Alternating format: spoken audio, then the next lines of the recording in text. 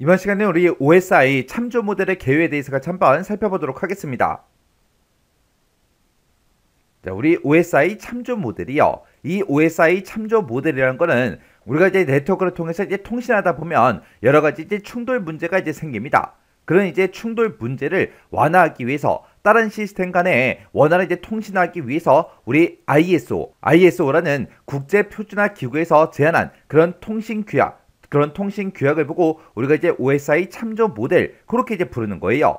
그래서 우리 OSI 참조 모델이라는 거는 얘를 이제 거꾸로 읽어주면 돼요. ISO 국제 표준화 기구에서 이제 제안한 그런 통신 규약이다. 그렇게 이제 기억하시면 되고요. 얘는 이제 개방 시스템 간에 데이터 통신에 이제 필요한 그런 장비나 이제 처리 방법 그런 것들을 총 7개의 단계로 해서 우리 표준화에서 규정해 놓은 게 우리 OSI 참조 모델입니다. 이런 이제 OSI 참조 모델을 7단계로 이제 표준해서 규정해 놓은 걸 보고 우리가 이제 OSI 7계층 그렇게 이제 부르는 거고, 얘는 총 7개의 계층으로 그렇게 이제 구성이 되어 있어요. 그때 그걸 이제 그림으로 보게 되면 지금처럼 이렇게요. 해서 지금 여기서 지금처럼 이렇게 이제 아파트가 있다라고 가정을 한번 해보자고요. 그러면 그때 이제 맨 밑에 여기가 이제 1층이 되겠죠. 그리고 여기가 2층, 여기가 이제 3층, 여기가 이제 4층, 여기가 이제 5층, 여기가 이제 6층, 여기가 이제 7층하고 그렇게 이제 7개 계층으로 이렇게 이제 나눠서 통신할 때 이제 필요한 그런 장비가 됐든 처리 방법 그런 것들을 이제 표준화해서 규정해 놓은 걸 보고 우리가 이제 OSI 7계층 그렇게 이제 부르는 거예요. 그때 1층부터 7층까지 지금처럼 이렇게 있을 때 여기서 이제 뚝 잘라서 이 위쪽을 보고 우리 이제 상위 계층, 상위 계층이라고 그렇게 이제 부르는 거고, 아래쪽에 있는 요 세 개의 계층을 보고 우리가 이제 하위 계층 그렇게 이제 부릅니다. 만약에 이제 내가 친구랑 이제 서로 카톡이라는 그 프로그램을 이용해서 우리가 통신한다고 생각을 한번 해보자고요. 그러면 내가 여기서 이제 안녕 그렇게 이제 쓰게 되면 상대방이 이제 카톡에 이제 안녕하고 그렇게 이제 뜨겠죠. 그때 우리가 이런 메시지를 이제 주고받고 할 때 그때 이제 사용되는 그런 프로그램, 그런 서비스들이 있죠. 그렇게 이제 응용 서비스를 연결해주는 그런 역할을 하는 게 우리 응용 계층이에요. 그래서 이 응용 계층은 우리가 실제로 이런 메시지를 이제 주고받을 때 그때 이제 사용되는 그런 메신저 프로그램이 됐든 아니면 우리 웹브라우저가 됐든 그런 것들이 전부 다 이제 응용 계층에 이제 해당하는 거예요. 그리고 우리 표현 계층이라는 건 뭘 얘기하냐? 내가 이제 안녕이라는 그 두 글자를 이제 보냈어요. 보내면 그 안녕이라는 그 두 글자가 그냥 그대로 날아가면 안 되겠죠. 만약에 내가 이제 은행이랑 서로 통신한다고 생각해 보세요. 그러면 내가 다른 사람한테 이제 계좌 이체하기 위해서 인터넷 뱅킹에 이제 접속을 해서 내가 계좌번호다 비밀번호다 막 이것저것 누를 거 아니에요. 그런 데이터가 그냥 그대로 날아가면 안 되겠죠. 그런 데이터들은 전부 다 이제 암호화를 하고 전부 다 이제 컴퓨터가 이해할 수 있는 그런 코드로 전부 다 이제 변환을 해줘야 된다고요. 그런 역할을 하는 게 우리 표현 계층입니다. 그러면 상대방 입장에서는 그렇게 이제 암호화된 그런 데이터가 왔을 때 그를 이제 암호를 전부 다 이제 해독해서 사용자가 이제 볼 수 있게끔 만들어 줘야 되잖아요. 그런 역할을 하는 게 우리 표현 계층이에요. 그리고 세션 계층이라는 거는 상대방과 내가 이제 서로 이제 대화를 할 때, 통신할 때, 그때 이제 대화가 이제 질서 있게 이루어질 수 있도록 하는 그런 기능을 이제 제공해 줍니다. 해서 여기서 이제 주로 하는 게 이제 동기 제어를 이제 해줘요. 내가 만약에 친구랑 이제 대화를 할 거예요. 실제로 이제 친구를 만나서 친구 집에 가서 이제 대화를 하는데 친구 집에 갔더니 친구가 막 영화를 이제 몰두해서 막 이제 영화를 막 보고 있어요. 영화를 보면서 막 울고 있어요. 근데 제가 거기다 대고 이제 막 이것저것 얘기해봤자 대화가 되지 않잖아요. 우리 사람들끼리도 서로 이제 대화를 할 때 서로 이제 눈을 보고 눈을 맞춰가면서 이제 대화를 한다고요. 그렇게 대화가 이제 정상적으로 이루어질 수 있도록 그렇게 이제 동기 제어를 해주는 게 우리 세션 계층에서 하는 일입니다. 그 다음에 전송 계층은 말 그대로 실제로 이제 데이터를 전송하기 위한 그런 규정을 우리가 정해 놓은 거, 그게 이제 우리 전송 계층이고요. 그리고 네트워크 계층이다라고 하게 되면 내가 이제 친구랑 이제 서로 카톡이라는 그 프로그램을 가지고 우리가 이제 메시지를 이제 주고받고 해요. 그때 내 친구랑 나랑 1대1로 연결된 거예요. 아니죠. 내가 쓴 이 안녕이라는 이 글자는 이제 네트워크 통신망을 타고 인터넷 세상으로 이제 나갔다가 이제 친구한테 도착하겠죠. 그때 내 핸드폰에서 친구 핸드폰에 이제 안녕이라는 그 글자가 날아가는 그 길이 있을 거 아니에요. 그때 이 네트워크 계층에서 최적의 경로를 이제 선택해주는 그런 역할을 해주는 게 우리 네트워크 계층이요. 그 다음에 우리 데이터 링크 계층이라는 거는 각각 이제 시스템들끼리 서로 이제 통신할 때 신뢰성 있고 이제 효율적인 정보를 이제 전송할 수 있게 시스템 간에 이제 연결을 설정한다거나 아니면 유지를 한다거나 아니면 종료를 하는 그런 역할을 하는 게 우리 데이터 링크 계층입니다. 그래서 이 데이터 링크 계층에서 주로 하는 역할이 뭐냐? 주로 이제 흐름 제어를 해주고요. 그리고 오류 제어하는 그런 기능도 있습니다. 그 다음에 이제 물리 계층이요. 이 물리 계층이라는 거는 우리가 만약에 이제 컴퓨터를 가지고 이제 통신한다고 생각해 보세요. 그러면 내 컴퓨터에는 반드시 뭐가 꽂혀 있어야 돼요? 우리 랜 케이블이 꽂혀 있어야, 인터넷선이 꽂혀 있어야 우리가 이제 통신할 수 있겠죠. 그렇게 이제 물리적인 그런 연결 방식을 이제 정의해 놓은 게 우리 물리 계층입니다. 그래서 우리가 다음 시간부터 시작해서 이런 계층에 대해서 이제 자세하게 이제 공부를 할 거예요. 그래서 우리 OSI 7계층 중에서 1층부터 3층까지 그 계층을 우리가 이제 하위 계층 그렇게 이제 부르는 거고요. 4층부터 7층까지를 우리가 이제 상위 계층 그렇게 이제 불러요. 그때 이제 하위 계층에는 물리 계층, 데이터 링크 계층, 우리 네트워크 계층 이렇게 이제 세 개의 계층이 있는 거고, 그다음에 이제 상위 계층이다라고 하게 되면 얘는 이제 전송 계층, 우리 세션 계층, 표현 계층, 응용 계층하고 이렇게 이제 네 개의 계층으로 구성이 되어 있습니다. 해서 요 7개 계층을 여러분들이 이제 순서대로 기억을 하셔야 돼요. 그때 요 첫 번째 글자만 따서 물, 대, 내, 전, 세, 표, 응하고 이렇게 이제 기억을 하세요. 그래서 어차피 여기서 겹치는 그런 글자가 없기 때문에 요 앞글자만 따서 하위 계층부터 시작해서 상위 계층 그 순서대로 여러분들이 기억을 하시면 됩니다. 해서 우리 OSI 7계층에는 이렇게 이제 7개 계층이 있다 보니까 다음 중 하위 계층이 아닌 거, 상위 계층이 아닌 거 그런 거 이제 찾으라고 그렇게 이제 문제가 나올 수도 있겠죠. 그리고 OSI 7계층 중에서 뭐 6층에 해당하는 거, 5층에 해당하는 거, 4층에 해당하는 거 그게 이제 뭐냐 그렇게 이제 물어볼 수 있다고요. 해서 우리 물리 계층부터 시작해서 응용 계층까지 순서대로 여러분들이 기억을 하셔야 돼요.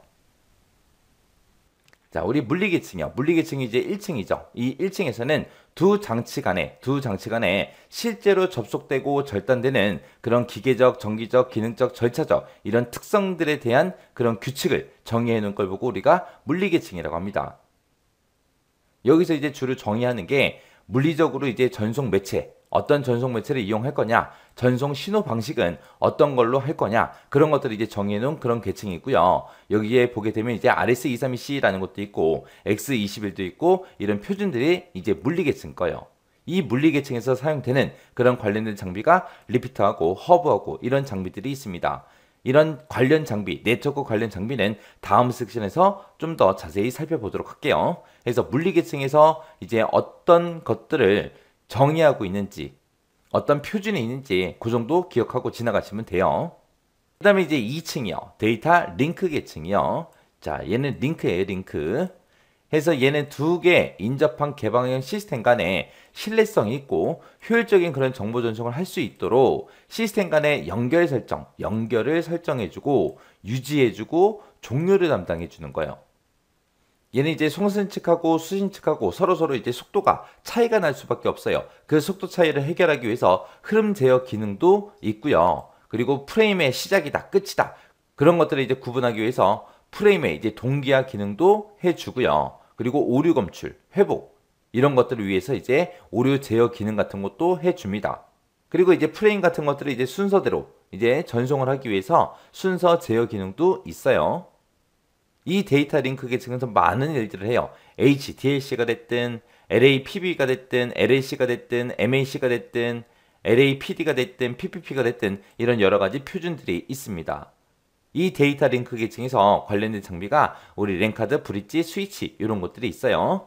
그래서 데이터 링크 계층은 뭐다? 두 개 인접한 개방형 시스템 간에 신뢰성 있고 효율적인 그런 정보 전송을 할 수 있도록 시스템 간에 연결을 설정해주고 유지해주고 종료를 담당해주더라. 여기에 어떤 기능들이 있다? 흐름 제어 기능, 그리고 동기화 기능, 그리고 오류 제어 기능, 그리고 순서 제어 기능 이런 기능들이 있다라는 거 정확하게 기억하셔야 돼요.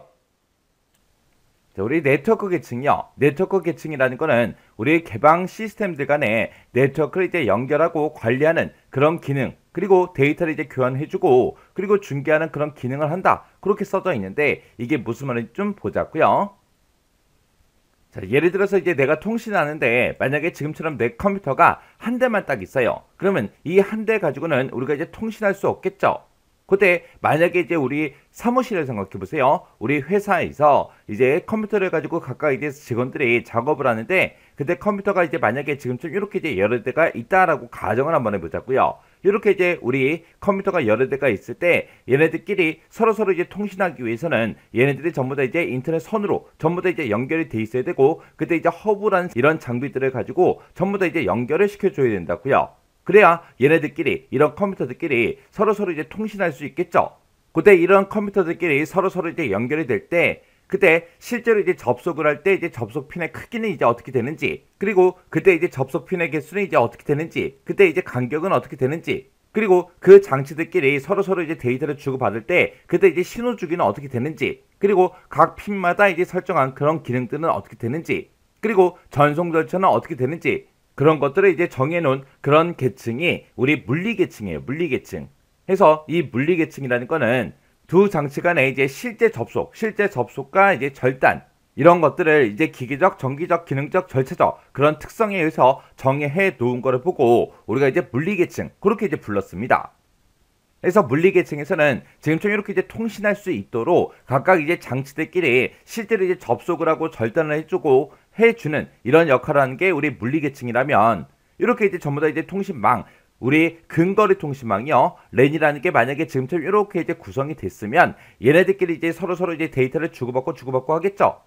그렇게 이제 두 개의 인접한 그런 이제 개방 시스템 간에 서로 이제 신뢰성 있고 효율적인 정보를 전송할 수 있게 시스템 간에 각각의 이제 시스템들끼리 연결을 이제 설정한다거나 아니면 연결을 이제 유지한다거나 아니면 연결을 이제 종료 그런 것들을 이제 담당하는 그런 계층이 우리 데이터 링크 계층이에요.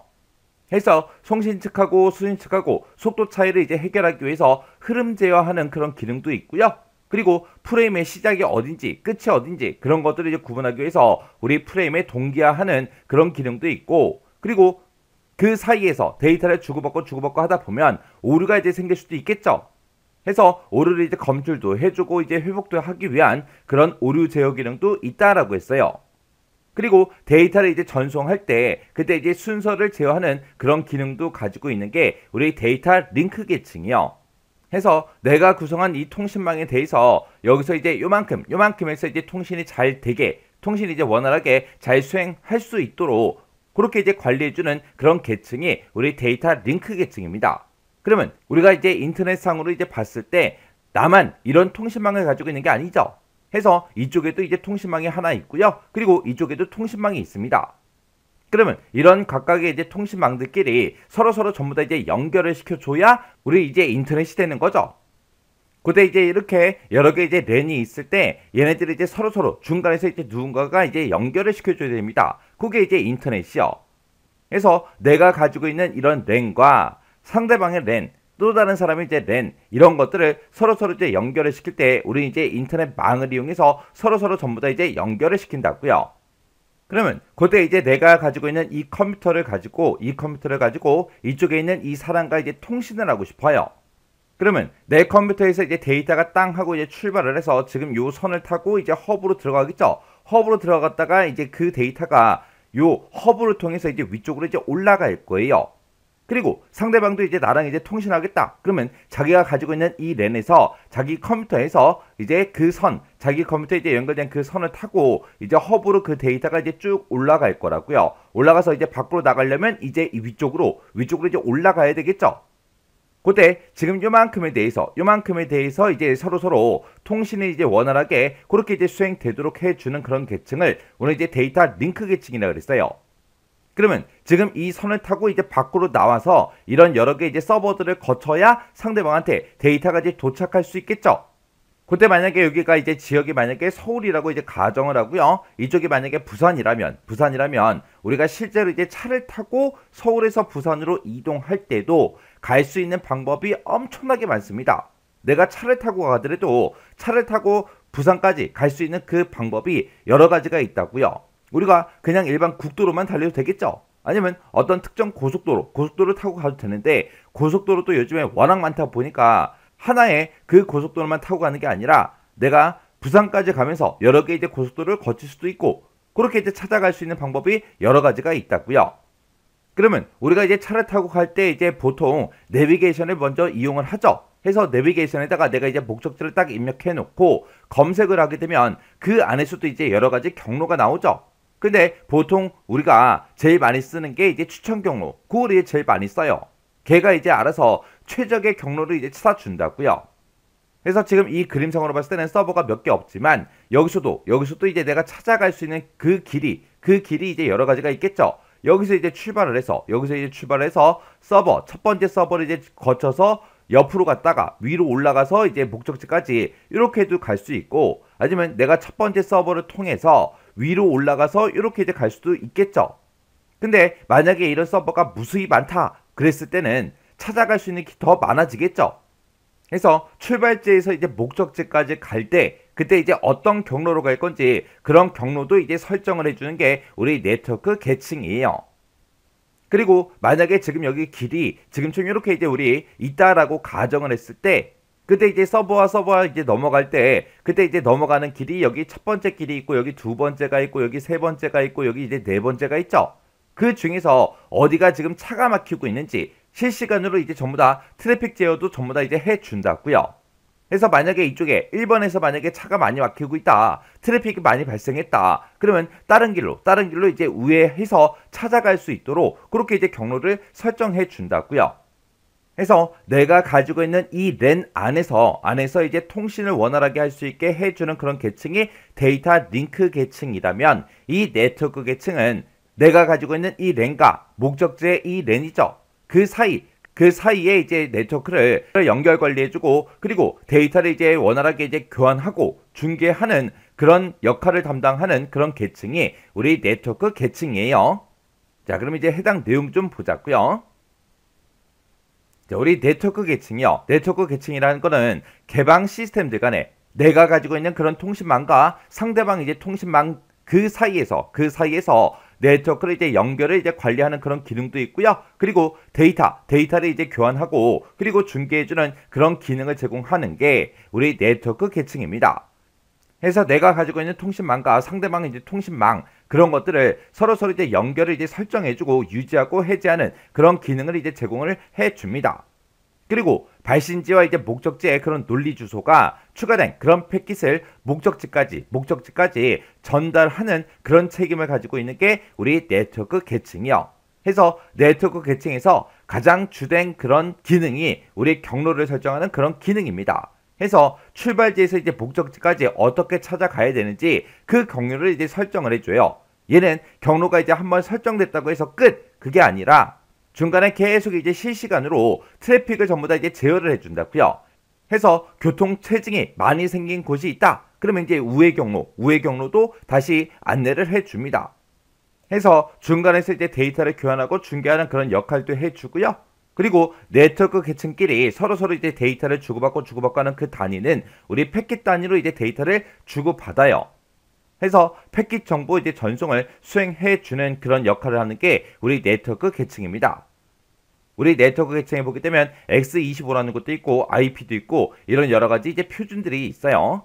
그때 이제 네트워크 계층에서 가장 대표적인 그런 역할을 하는 게 우리 경로 설정을 한다 그랬어요. 이렇게 이제 경로 설정, 라우팅을 해주는 그 장비 이름이 우리 라우터입니다. 라우터. 해서 네트워크 계층에서 가장 대표적인 그런 장치가 우리 라우터라는 이 장치요. 요런 게 우리 네트워크 계층이요. 그 다음에 이제 전송 계층이요. 이 전송 계층은 말 그대로 전송해주는 계층이에요. 해서 논리적 안정, 그리고 균일한 데이터 전송 서비스를 제공함으로써 종단 시스템 간에 투명한 데이터를 전송할 수 있게 해주는 그런 계층이 우리 전송 계층이요. 그래서 얘는 종단 시스템 간에 전송 연결을 설정하거나 데이터 전송을 해주고 연결 해제 기능 이런 것들을 해주는 게 우리 전송 계층이요. 그래서 여기서 이제 주소 설정도 해주고요. 다중화도 해주고 이제 오류 제어도 해주고 흐름 제어도 수행하는 그런 계층입니다. 여기 보게 되면 이제 TCP라는 게 있고 UDP라는 게 있고 이런 표준들이 있어요. 여기서 이제 TCP, UDP 하고 두 가지가 나오는데 요 TCP라는 거는 우리 사람들이 이제 서로서로 편지 주고받잖아요. 편지로 따지게 되면 요 TCP가 등기로 우리가 편지를 보내는 거고, UDP는 그냥 일반 우편이요. 일반 우편. 일반 우편은 뭐 그렇게 중요한 내용이 아니기 때문에 뭐 그냥 잊어버리면 끝이에요. 근데 TCP 같은 경우는 이제 등기 우편이라고요. 얘는 꼭 상대방한테 꼭 전달이 되냐 안 되냐 그런 것까지 이제 확인할 수 있는 게 우리 TCP요. 해서 신뢰성이 있냐 없냐 그거 따지는 거요. 신뢰성 있는 전달할 때 TCP, 그렇지 않을 때 UDP요. 그때 이제 관련된 장비가 게이트웨이가 있습니다. 자, 우리 세션 계층이요. 세션 계층은 뭘 보고 얘기하냐? 내가 만약에 상대방이랑 이제 송수신 할 거예요. 데이터를 송수신할 때 상대방과 내가 서로서로 이제 대화를 할 수 있게, 통신할 수 있게 서로서로 이제 연결을 시켜주고 그 연결을 이제 유지를 시켜줘야 되겠죠? 그게 이제 우리 세션 계층이에요. 좀 더 이제 쉽게 얘기하게 되면 나한테 이제 전화가 들어왔습니다. 근데 모르는 번호예요. 그래서 일단 전화를 받았습니다. 받았더니 광고성 전화예요. 어떻게 해요? 바로 끊어버리죠. 그러면 연결이 안 되고 대화가 이제 안 되는 거죠. 근데 전화가 왔어요. 모르는 번호로 이제 전화가 와서 내가 전화를 받아서 누구세요? 라고 물어봤더니 친구래요. 아, 너구나. 거기까지가 이제 우리 세션 계층이에요. 아, 너구나 하는 순간 이제 계속해서 연결이 유지가 되고 계속해서 이제 대화를 할 수 있는 그런 상태가 되죠. 그게 이제 우리 세션 계층입니다. 그래서 우리 세션 계층에서는 송수신 측이 있을 때 그 송수신 측 간의 관련성을 서로서로 이제 계속해서 유지를 해주고요. 그리고 대화 제어를 이제 담당합니다. 그래서 상대방과 이제 내가 이제 연결은 됐어요. 연결이 됐을 때 그때 서로서로 이제 데이터를 주고받을 거 아니에요. 주고받고 할 때 그때 데이터를 어떤 방식으로 이제 주고받을지 그걸 이제 정하는 겁니다. 그래서 상대방과 이제 내가 연결이 됐을 때 단방향 통신, 한쪽에서는 무조건 보내주고 한쪽에서는 무조건 받는 그런 형식으로 이제 대화를 할 거냐, 아니면 무전기처럼 한쪽에서 이제 데이터를 보내면 다른 한쪽에서 받고 또 다른 한쪽에서 데이터를 보내게 되면 또 다른 한쪽에서 계속 받고, 그런 식으로 이제 우리 반이중 방식으로 이제 통신할 건지, 아니면 동시에 서로서로 이제 데이터를 주고받고 할 건지, 그런 방식을 이제 설정해 주는 게 우리 세션 계층이요. 그래서 대화 이제 구성이 됐든 아니면 동기 제어가 됐든 데이터 교환 관리 기능, 그런 기능들을 이제 해주는 게 우리 세션 계층입니다. 지금 여기 보게 되면 이제 계속해서 동기라는 말이 계속해서 나오는데, 이 동기라는 건 뭘 얘기하냐면은 만약에 야구를 해요. 야구 경기를 할 때 투수가 있고 이제 포수가 있죠. 투수하고 이제 포수하고 서로 이제 공을 주고받고 하는데, 그때 포수가 막 심판이랑 얘기하고 있는데 투수가 막 공을 집어 던져요. 그러면 이제 안 되잖아요. 그래서 투수하고 이제 포수가 서로서로 이제 공을 주고받고 하기 전에 뭐래요? 사인이라는 걸 주고받죠.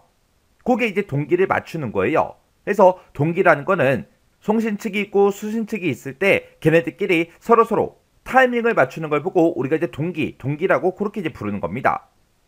그래서 송신 측이 있고 수신 측이 있을 때 서로서로 이제 대화를 관리하기 위해서 이제 토큰이라는 특수한 이제 메시지를 이제 사용을 해요. 그때 이제 송수신 측 간에 데이터를 이제 전송할 수 있는 그런 권리를 제공해 주는 걸 보고 우리가 이제 데이터 토큰 그렇게 이제 부르는 거고요.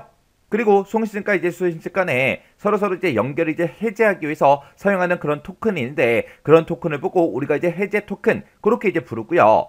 그리고 세션을 이제 연결하는 그 과정에서 동기 처리가 필요한 그 시점에 사용되는 우리 동기 토큰이라는 것도 있고, 그렇게 이제 세 가지가 있어요. 그래서 토큰을 크게 보게 되면 이제 데이터 토큰이다, 그리고 해제 토큰이다, 동기 토큰이다, 그렇게 이제 세 가지로 우리가 나눠 볼 수 있는데, 그렇게까지는 이제 구분할 필요 없고요. 이런 이제 대화를 이제 관리하기 위해서 우리가 이제 토큰이라는 걸 이제 사용한다, 그 정도만 이제 기억하시면 됩니다. 그리고 송수시 측 간의 대화 동기를 이제 위해서는 전송하는 그런 정보의 일정 부분에다가 우리가 이제 체크점을 이제 둬서 정보의 이제 수신 상태를 우리가 체크를 하는데, 그때 그 체크점을 보고 우리가 이제 동기점이라고 그렇게 이제 부릅니다. 얘는 이제 무슨 말이냐? 만약에 이제 학교에서 이제 선생님이 이제 수업을 합니다. 수업을 하는데 수업을 이제 시작해서부터 시작해서 수업 끝나기 5분 전까지 계속해서 무언가를 이제 설명을 해요. 설명을 하고 마지막에 알겠죠? 그렇게 이제 물어봤어요. 근데 어떤 한 학생이 이제 손을 들고 잘 모르겠어요. 선생님 처음부터 다시 설명해 주세요. 그런 경우가 있을 수 있겠죠? 그러면 선생님이 되게 난감할 거 아니에요. 그죠?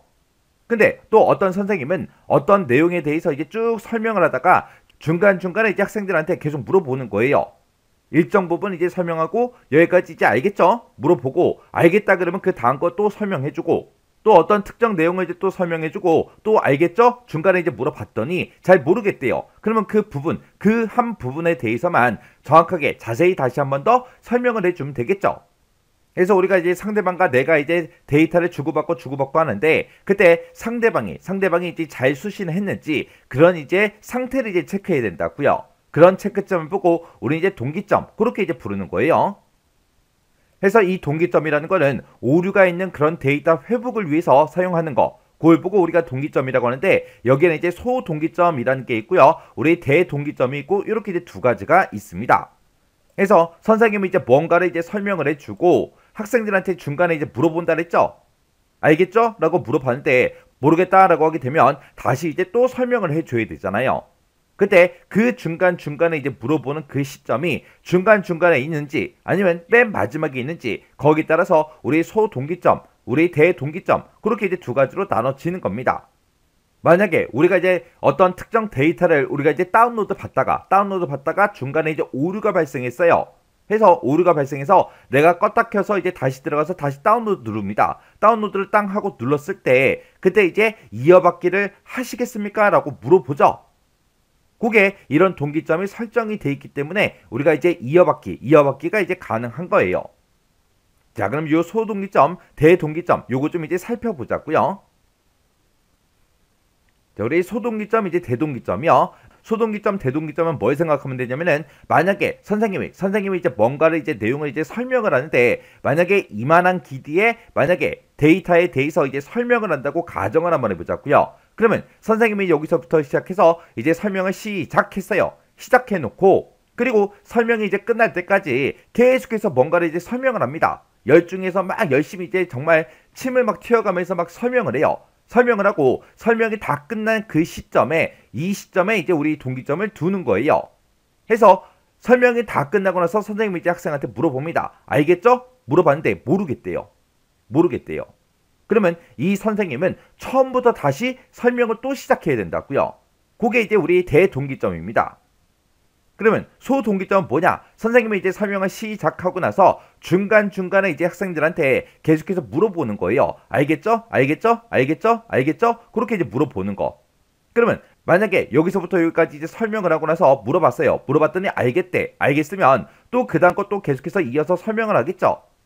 그래서 또다시 물어봤습니다. 알겠죠? 물어봤는데 모르겠대요. 모르겠으면 요만큼에 대해서만 다시 이제 설명을 하면 되죠. 그게 이제 우리 소동기점이라는 거예요. 그래서 우리 소동기점이라는 거는 하나의 대화 단위 내에서 그 안에서 데이터 전달을 제어하는 그런 역할을 수행해 주는 게 우리 소동기점이요. 그리고 우리 대동기점이다 라고 하게 되면 얘는 이제 전송하는 그 데이터의 처음과 끝에 사용해서 전송하는 그 데이터 단위를 대화 단위를 이제 구성하는 그런 역할을 하는 게 우리 대동기점이요. 그래서 하나의 대화 그 단위 내에서 이제 체크를 하냐 아니면 처음과 끝에서 이제 체크를 하냐 그 차이입니다. 그리고 이 소동기점과 우리 대동기점의 가장 큰 차이는 수신 측으로부터 이제 확인 신호를 이제 받냐 안 받냐 그 차이요. 우리가 이제 전송이 끝나는 그 시점에 수신 측으로부터 확인 신호를 받지 않습니다. 근데 얘는 이제 처음과 끝에만 이제 동기점이라는 걸 사용한다 그랬죠. 해서 전송이 다 끝나는 그 시점에 수신 측으로부터 반드시 전송한 그 데이터에 대한 확인 신호를 이제 받습니다. 요런 게 우리 소동기점, 대동기점이요. 그래서 우리 세션 계층이라는 거는 송수신 측 간의 그 관련성을 유지하고 대화 제어를 이제 담당하더라. 그래서 대화 구성이나 이제 동기 제어 그리고 데이터 교환 관리 이런 기능을 수행해 주는 게 우리 세션 계층이고요. 그리고 송수신 측 간에 우리 데이터 전송이 됐든 연결 해제가 됐든 동기 처리가 됐든 이런 것들을 할 때 뭐를 사용한다? 우리 토큰이라는 게 이제 사용이 되더라. 그리고 상대방과 이제 내가 데이터를 주고받고 할 때 그때 정보의 이제 수신 상태를 이제 체크를 해야 되는데 그때 그 체크점을 보고 우리는 뭐라고 하더라? 동기점이라고 하더라. 그때 이 동기점이라는 거는 오류가 있는 그런 데이터의 회복을 위해서 사용하는 건데 거기에 종류에는 이제 소동기점, 대동기점 이런 것들이 있더라. 그 정도 이제 기억하고 지나가시면 돼요. 그다음에 이제 표현 계층이요. 표현 계층은 말 그대로 표현해주는 계층이에요. 서로 다른 데이터 표현 형태를 갖는 그런 시스템이 있을 때 그것들끼리 상호 접속을 위해서 필요한 계층이 우리 표현 계층입니다. 얘가 이제 주로 하는 게 이제 데이터 암호화. 내가 상대방이랑 뭔가 데이터를 주고받고 할 때 개인정보 같은 것도 있고 중요한 데이터도 있고 있을 수 있잖아요. 그런 것들을 이제 암호화를 시키고 코드 변환 같은 거 해주고 데이터 압축해주고요. 그리고 구문 검색, 그리고 정보 형식 변환 관리도 해주고요. 문맥 관리 기능도 수행해주는 계층을 보고 우리는 표현 계층이라고 해요. 여기서 가장 중요한 말이 코드 변환, 데이터 암호화, 데이터 압축, 구문 검색, 정보 형식 변환, 문맥 관리 이런 말이요. 내가 만약에 데이터를 암호화 시켜서 보내게 되면 상대방이 그거를 이제 풀어서 복호화 시켜서 봐야 되겠죠. 그때 이제 내가 암호화 방식을 어떤 걸 사용했는지 상대방한테 알려줘야 상대방이 적절하게 이제 암호화된 거를 이제 복호화를 해서 자기가 이제 데이터를 볼 거 아니에요. 그다음에 이제 응용 계층이요. 응용 계층이라는 거는 사용자가 OSI 환경에 접근할 수 있도록 그렇게 이제 서비스를 제공해 주는 걸 보고 얘기합니다. 이 응용 계층에서 이제 제공해주는 서비스가 정보 교환, 그리고 전자사서함, 그리고 파일 전송, 가상 터미널 이런 서비스를 제공해주는 게 우리 응용 계층이요.